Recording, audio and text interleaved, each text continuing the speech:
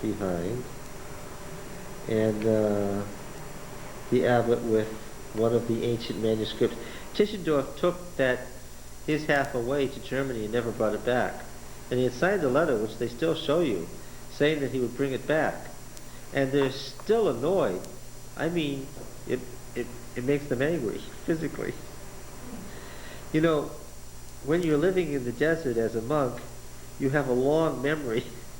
You get the impression, the way they show you this, and they tell you annoyedly this story, that they think that Tischendorf just left last week, and if they tell enough Americans, maybe the manuscript will come back.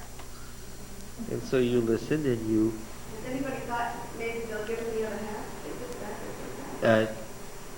The question, of course, in the scholarly world is the other half there? They say a thorough search has been made and it hasn't been found. But you know how many places you could put a manuscript? How many walls you could wall over? Yeah. Yes. Thorough search has been made by whom? By the monks, with Western scholars present.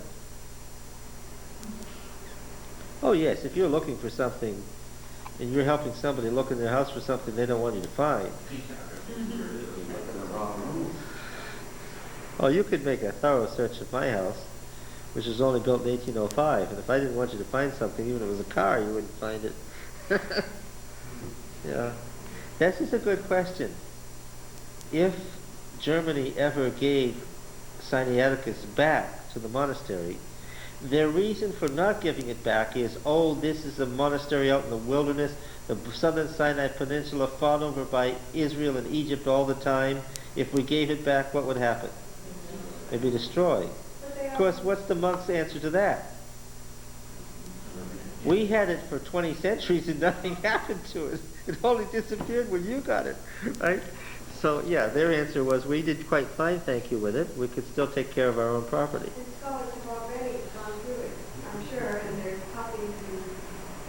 Oh, yes, we don't need it now. What they do today is they publish very expensive books of plates so that scholars all over the world can have access to the stuff. Oh, yeah. Who wrote this stuff? Who wrote what The stuff? manuscript that's missing? Half of it or whatever?